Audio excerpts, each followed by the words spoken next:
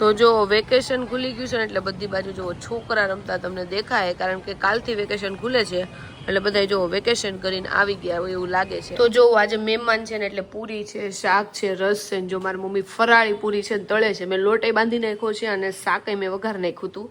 અને જો આ લોટ બાંધું છું ને મેં કીધું આના ગોમણા કરી નાખું પછી આ બધી પૂરી હું વણવા માંડું ત્યાં અમારી ફરાળી પૂરી પેલા તળાઈ જાય. હા, તો જો જમવાનો થાળ આપણે છે ને પેલા ભગવાને ધરી દીધો છે ને હવે આપણે બધા જમી લેશું. તો જો મારી હાટું લીધું છે બટેકાનું શાક, ફરાળી પૂરી, રસ અને વેફર ને એવું લીધું છે ને આ બધાએ જો અડદના પાપડ લીધા છે, ખમણ લીધા છે, એ લોકોને સાદી પૂરી છે. જો બધા જમવા માટે બેસી ગયા છે તો હાલો જમવા. તો જો મારા મમ્મી તે પૂનમ રહ્યા છે એટલે એને ફરાળી લીધું છે અને જો આ મારા જીજાજી છે ને એના પપ્પા આવ્યા છે અને જો બધા જમવા બેસી ગયા. તો અત્યારે હું બનાવું છું સાબુદાણાનું ખીચું, કારણ કે વ્યૂ ને વિવાન આવ્યા ને અહીંયા ત્યારના કહેતા હતા કે મારે સાબુદાણાનું ખીચું ખાવું છે માસી તમારા હાથનું, પણ કાંઈ ટાઈમ મળ્યો નહોતો એટલે મેં કીધું કે આજે થોડુંક આપણે સાબુદાણાનું ખીચું બનાવી નાખી, એ લોકોને દઈ આવશું.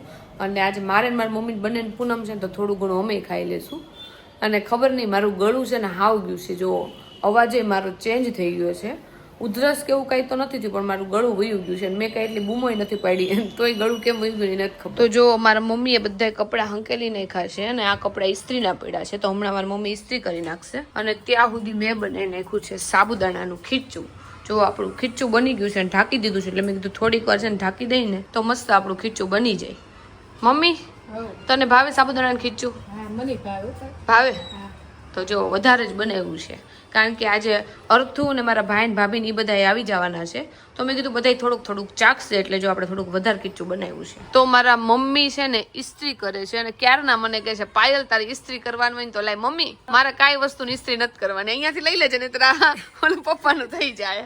પાયલ મેં કીધું અહીંયા આવ્યું છે નવા કપડા લઈ હોય ને તો કપડા તારી ઇસ્ત્રી થઈ જાય તારે ન્યા છે મૂકી દેવાય પછી તારી ઇસ્ત્રી કરવી નહીં. મમ્મી હું એ કોઈ નવા કપડા જ નથી લાવી. મને નીરવે કેટલી વાર કીધું કે નવા કપડા લઈ જા પણ હું કઈ લાવી નથી. મેં કીધું કે અહીંયા કઈ જવું ન હોય ને આ વખતે જ જવાનું થયું, નકર નવા લાવું કઈ જવાનું એટલું થાય નહીં. પણ મળવા આવી નવા કપડા લાવજે ને અમે મળવા આવતા ને સુટકેસું ભરીને આવતા પહેલા અમારે ત્યારે એવા રિવાજ હતા. હા હું સુટકેસ ભરીને તો લાવી પણ નવા નહીં જે રેગ્યુલર પહેરતી હોય મને ઘરમાં આવે ખબર નહીં આમે તો એ જ કપડા પહેરવા ગમે છે એટલે. પણ ભલે ને હવે એમ કે નવા તાર લાવવાનું. હા નવા લાવવું એટલે હવે વાંધો નહીં. તોય તે વ્હાઈટ ગાઉન અહીંયા પડ્યું હતું એટલે વાંધો ન આવ્યો, પહેરાઈ ગયું એકવાર. નકર પસ્તાન કઈ કોઈ ના થાય નહીં. ભાભી નથી નકર ભાભી ના પહેરી લઈ એના હોય એટલે મને કઈ ટેન્શન ન હોય. અને બીજી કઈ વસ્તુ જોતી હોય તો ટિંકલ ની હોય, કપડા તો ન થાય પણ બીજી બધી વસ્તુ હોય. પણ ભાભી ને મળવા ગયા છે એટલે ઈ નવા તો લઈ ગયા. હા નવા લઈ ગયા અને હોય તો એના પહેરાય, ન હોય તો કે આપણે ખોલી ખોલીને તો ન પહેરાય. અહીંયા હોય તો બે એકા બીજું પહેરી લો. અને મારા મમ્મી જો આખો દી કામ જ કર્યા રાખે, થાકે નહીં મારા મમ્મી.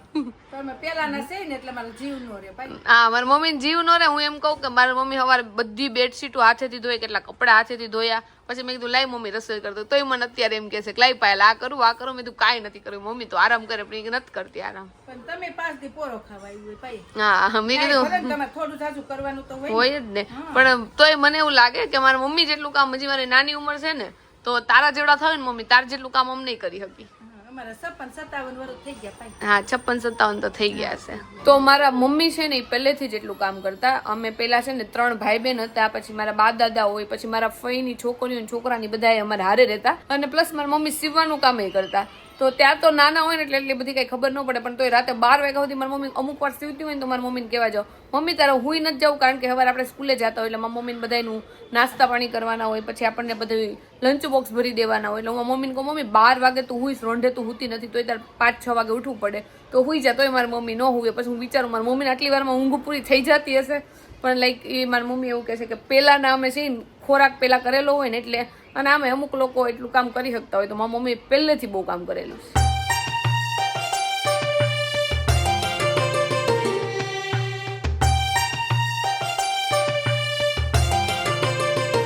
તો અત્યારે જો સોનાની દુકાને આપણે અમુક વસ્તુ જોવા માટે આવ્યા હતા. તો જમવામાં જવો સાબુદાણાની ખીચડી છે, દૂધીનું શાક છે, ભાખરી છે, ચા છે અને સાબુદાણાનું ખીચું છે. જો બધી વસ્તુ જમવામાં છે તો હાલો બધા જમવા.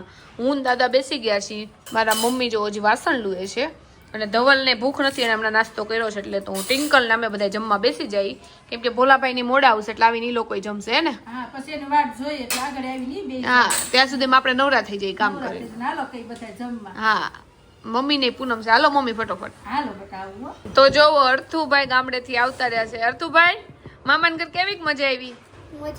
ભાઈ યાર કેટલોક બાંધ્યો હેતુભાઈ યારે કેટલો બાંધ્યો કે થોડોક બાંધ્યો છો લે કેમ રવા માંડો કેમ છે ભાભી બસ સારું તમને કેમ છે બસ મજા જો કે અમે ભાભીને ગામડે મળ્યા હતા ને પાછા અહીંયા મળી છે અને કેમ તારે આવું નહોતું ને રોકાવું તું મામાને ઘર રોકાવું તો અર્થું તમે બે જાવી કે હું અહીં રહું છું મામાને ઘરે મામાને ઘર જોઈને એટલું બધું ગમી ગયું તું હા રોવાનું ન હોય એમાં હમણાં પાછું વેકેશન પડે ત્યારે જવાનું હોય અત્યારે 2 મહિના છે હા 2 મહિના છે હમણાં ઉનાળાનું વેકેશન પડશે લ્યો જો કેમ કે ન્યાય મામાની દીકરી છે અને માસીનો છોકરો જ બધા હારે રહ્યા હોય ને એટલે હજી આવ્યો છે ને એટલે જો રોવા માંડ્યો એવું રોવાનું ન હોય વર્તું હમણાં પાછા જાહું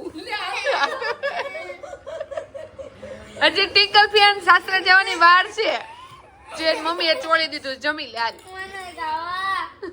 તો જોવો રાતના વાગ્યા છે 12:15 અને અર્થુન બધા જો પિઝા ખાવા માટે બેસી ગયા છે મમ્મી તાર નથી ખાવા આપણે પૂનમ નથી હા મારે નથી ખાવા અને જો કે મને પિઝા મીડિયમ ભાવે મને પિઝા ભાવે બહુ પણ આજ પૂનમ આજ પૂનમ છે અને ટિંકલ હુઈ ગઈ છે એટલે નથી ખાવું અને ધવલને જો કહીશ પણ એને નથી ખાવું તો અર્થુ તને પિઝા બહુ ભાવે અર્થુને હમણાંથી ખબર નહીં પિઝા એને બહુ એટલે બહુ જ ભાવે છે તો જો ગામડેથી મેં આવું અને મારા નણંદ અને અમારા ઘર માટે લીધું હતું ને એવું જો અમારા ભાભીએ લીધું હતું એને કલર ડિફરન્ટ છે તો જો આ બે લીધા છે ભાભીને ગામડેથી છેક સુરત પહોંચી ગયું બસમાં પણ મારે છે ને જરીક એવો ખૂણો અહીંયાથી ઓલો થઈ ગયો છે અને અમે બંને જો આ વસ્તુ હોતન લીધી હતી આપણે આ તુલસી ક્યારે દીવો કરવો હોય ને તો જો આની અંદર આ દિવેટિયું છે તો આની અંદર દીવો કરીને મૂકી દેવાનું તો વરસાદ હોય કે ગમે એ હોય ને તો આપણો દીવો જો આમ ને આમ જ રહે અને અહીંયા ઉપર છે ને કપૂર કેવું કરવાનું તો અમે બંને જો આવી 3 વસ્તુ લીધી હતી જો અર્થુ આવ્યો ને તે અર્થુનો ફ્રેન્ડ હોતન આવી ગયો છે તું ગામડે ગયો તો સ્કૂલે નથી જવાનું તારા આજે તો ક્યારે જવાનું છે પરમ દિવસ જવાનું છે તારો દાંત ક્યાં ગયો એક અર્થુ એ પાયણામાં પડી ગયો લે તું કેટલામાં ભણશો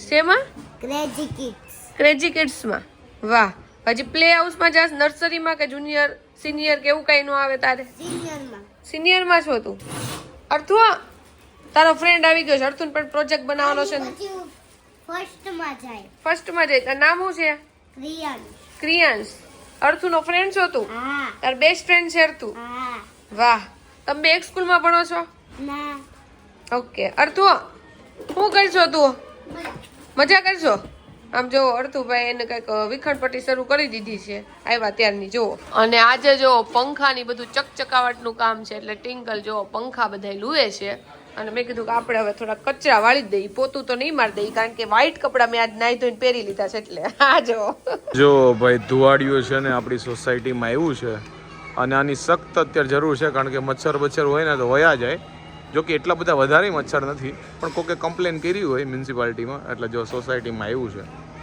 આઈ હોપ કે તમને આજનો અમારો આ વ્લોગ ગમ્યો હશે ગમ્યો હોય તો શું કરો તમને ખબર છે લાઈક કરો કોમેન્ટ કરો મિત્ર સાથે શેર કરો ફેસબુકમાં ફોલો કરો યુટ્યુબમાં સબસ્ક્રાઇબ કરો મળે નેક્સ્ટ વિડીયોમાં ત્યાં સુધી બાય બાય ગુડ નાઇટ